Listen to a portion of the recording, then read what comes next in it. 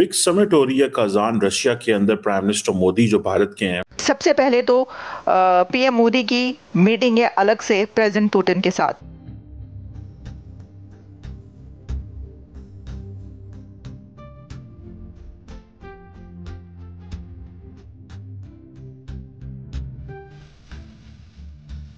Excellency, मैं आपकी मित्रता, गर्मजोशी भरे स्वागत और आतिथ्य सत्कार के लिए हार्दिक आभार व्यक्त करता हूं।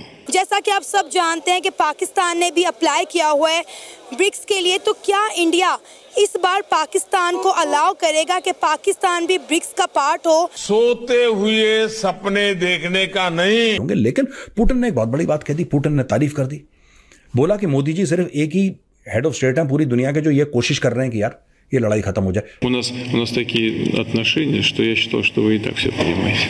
हमारे इतने रिश्ते हैं कि मुझे ऐसा लगा कि आपको कोई अनुवाद नहीं चाहिए। President Xi Jinping, President Putin, they want to create a new order, and they cannot create a new order without Indian Prime Minister Narendra Modi और विदाउट इंडिया।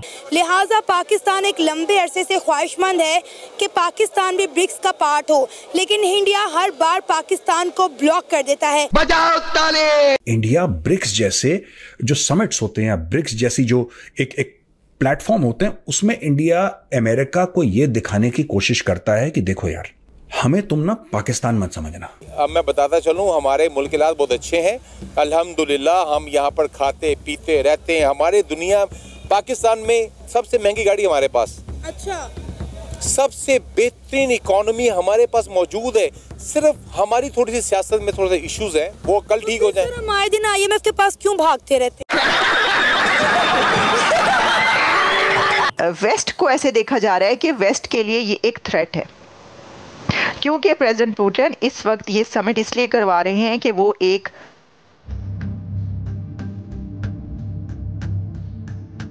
जय हिंद दोस्तों, मेरा भारत महान न्यूज़ चैनल में आपका स्वागत है। जैसा कि आप लोग जानते हैं, इस समय मोदी जी रशिया पहुंच गए हैं ब्रिक्स समिट के लिए। वहां पर पुतिन ने मोदी जी का भव्य स्वागत तो किया, साथ में मोदी जी की तारीफ भी की कि मोदी जी ही इकलौते ऐसे दुनिया में लीडर हैं जो कि रशिया और यूक्रेन की जंग को रुकवाना चाहते हैं। बाकी सभी देश तो अपने फ़ायदे के लिए इनकी लड़ाई ही चाहते हैं। वहीं दूसरी ओर पाकिस्तानियों ने भी फिर से सपना देखना शुरू कर दिया है कि वो भी ब्रिक्स का पार्ट बनना चाहते हैं, लेकिन भारत उनका ये सपना कई बार तोड़ चुका है।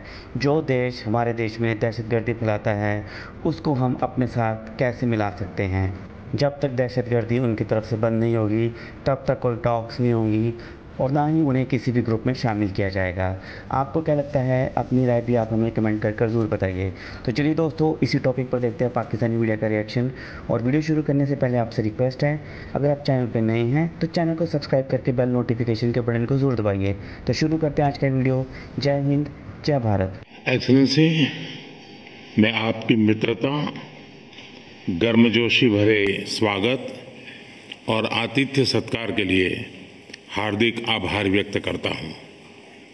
मेरे लिए खुशी की बात है कि ब्रिक्स समिट के लिए कजान जैसे खूबसूरत शहर में आने का अवसर मिला है। इस शहर के साथ भारत के गहरे और ऐतिहासिक संबंध रहे हैं। कजान में भारत के नए कॉन्सुलेट के खुलने से ये संबंध और मजबूत होंगे। एक्सेलेंसी, पिछले 3 महीनों में मेरा 2 बार रूस आना हमारे करीबी समन्वय और गहरी मित्रता को दर्शाता है। जुलाई में मॉस्को में हुई हमारी एनुअल समिट से हर क्षेत्र में हमारे सहयोग को बल मिला है। एक्सेलेंसी, पिछले 1 वर्ष में ब्रिक्स की सफल अध्यक्षता के लिए मैं आपको बधाई देता हूँ। 15 वर्षों में ब्रिक्स ने अपनी एक विशेष पहचान बनाई है और अब विश्व के अनेक देश इससे जुड़ना चाहते हैं। कल मैं ब्रिक्स समिट में भाग लेने के लिए उत्सुक हूँ। एक्सेलेंसी, रूस और यूक्रेन के बीच चल रहे संघर्ष के विषय पर हम लगातार संपर्क में रहे हैं। जैसा मैंने पहले भी कहा है, हमारा मानना है कि समस्याओं का समाधान शांतिपूर्ण तरीके से ही होना चाहिए। शांति और स्थिरता की जल्द से जल्द बहाली का हम पूरी तरह समर्थन करते हैं। हमारे सभी प्रयास मानवता को प्रमुखता देते हैं। आने वाले समय में भी भारत हर संभव सहयोग देने के लिए तैयार है। एक्सेलेंसी, आज इन सभी विषयों पर विचार साझा करने का एक और महत्वपूर्ण अवसर है। एक बार फिर बहुत बहुत धन्यवाद। दुनिया में एक बड़ी समिट ब्रिक्स, और ब्रिक्स को होस्ट कर रहे हैं रशिया के प्रेसिडेंट पुतिन। कहा जा रहा है कि क्या पुतिन के लिए ये एक बहुत बड़ी विक्ट्री है, एक बहुत बड़ी जीत है, क्योंकि in the shadow of Ukraine Russia war, जबकि ये कोशिश की जा रही थी वेस्ट की तरफ से कि प्रेसिडेंट पुतिन को आइसोलेट किया जाए, लेकिन ऐसा नहीं किया जा सका क्योंकि इससे पहले भी वहाँ पर कई एक इकट्ठ होते रहे, और अभी इस वक्त भी ब्रिक्स 2024 कजान में स्टार्ट होने जा रही है। इस ब्रिक्स समिट के लिए इंडिया के प्राइम मिनिस्टर नरेंद्र मोदी साहब रवाना हो चुके हैं, और मोदी साहब ने रवाना होने से पहले ये कहा है कि जो ब्रिक्स समिट है वो इंडिया के लिए बहुत इमेंस इम्पोर्टेंस रखती है। अच्छा, सिर्फ मोदी साहब ही रवाना नहीं हुए, बल्कि चाइना से प्रेसिडेंट शी भी इसके लिए रवाना हो चुके हैं, और एक ही टाइम में हम देख रहे हैं कि इंडिया के प्राइम मिनिस्टर और चाइना के प्रेसिडेंट जो हैं वो इसके लिए जा रहे हैं, पहुंचने वाले हैं वहाँ पर रशिया में कजान। अब ये एक बहुत इम्पॉर्टेंट डेवलपमेंट इसलिए है कि अभी इंडिया और चाइना के बीच जो एग्रीमेंट हुआ, जो ब्रेक थ्रू हुआ, जिसमें 2020 से पहले वाले जो पोजीशन है उसके ऊपर वो चले गए, और उसमें जो पेट्रोलिंग है उसको भी कम करने की बात हुई। यानी ये आप समझ सकते हैं कि एक तरीके से जो पीस के लिए जो काम करना चाहते थे और जो कॉन्फ्लिक्ट था उसको रिजॉल्व कर लिया उन्होंने, चाइना और इंडिया ने मिलकर। ये एक बहुत बड़ा ब्रेक थ्रू है।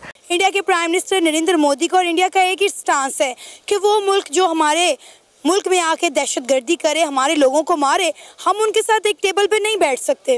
नहीं, देखिए, ये ना अपनी सियासत चमकाने की बात होती है।